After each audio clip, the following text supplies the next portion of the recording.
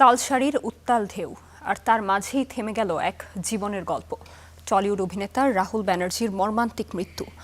ভোলে বাবা পার কারেগা সিরিয়ালের শুটিং চলাকালীন ঘটে যাওয়া এই ঘটনাকে ঘিরে উঠেছে একাধিক প্রশ্ন। ভিডিও ফুটেজ, ভিন্ন ভিন্ন বয়ান আর নিরাপত্তা নিয়ে অভিযোগ, সব মিলিয়ে রহস্য ঘনীভূত। রাহুলের মৃত্যু কি নিছক দুর্ঘটনা, নাকি এর পেছনে রয়েছে বড় ধরনের গাফিলতি? আমি কি করব? তুমি তো দুম করে বললে যে তুমি পালাবে। আচ্ছা, টাকা পয়সা জোগাড় করতে হবে তো আমাকে, নাকি? তালসারির সমুদ্র তটে শুটিং করতে গিয়ে মর্মান্তিকভাবে প্রাণ হারান টলিউড অভিনেতা রাহুল ব্যানার্জি। ভোলে বাবা পার কারেগা সিরিয়ালের আউটডোর শুটিং চলাকালীন ঘটে এই ঘটনা, যা ঘিরে এখন উঠেছে একাধিক প্রশ্ন।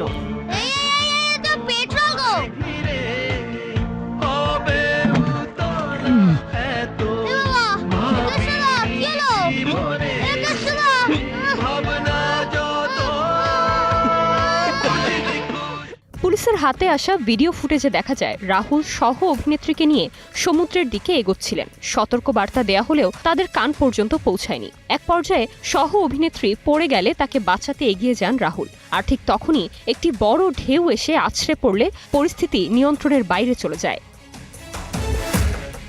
তবে তদন্তে উঠে এসেছে অসঙ্গতি। ইউনিট সদস্যদের বয়ান এক নয়। কেউ বলছেন শুটিং চলাকালীন ঘটনাটি ঘটে, আবার কেউ দাবি করছেন শুটিং শেষে জলে নামা হয়েছিল। ফলে ঘটনার প্রকৃত কারণ এখনো স্পষ্ট নয়। রাহুল ব্যানার্জি কো খো দিয়া, ইয়ে নেগলিজেন্স নেই, মার্ডার হ্যায়। এই ঘটনায় সরব অল ইন্ডিয়ান সিনে ওয়ার্কার্স অ্যাসোসিয়েশন।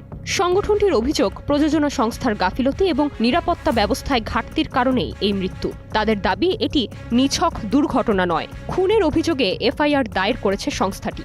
সাথে সংশ্লিষ্ট প্রযোজনা সংস্থাকে ব্ল্যাকলিস্ট করা এবং রাহুলের পরিবারের জন্য 1 কোটি টাকা ক্ষতিপূরণের দাবি জানিয়েছে। এমনকি ঘটনার পূর্ণাঙ্গ এবং নিরপেক্ষ তদন্তের দাবি জানানো হয়েছে খোদ ভারতের পশ্চিমবঙ্গের মুখ্যমন্ত্রী মমতা ব্যানার্জির কাছেও।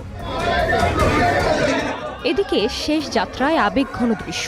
প্রয়াত অভিনেতার প্রিয় ইস্ট বেঙ্গল ক্লাবের লাল হলুদ পতাকা এবং আর্জেন্টিনার নীল সাদা রঙে বিদায় জানানো হয় রাহুলকে।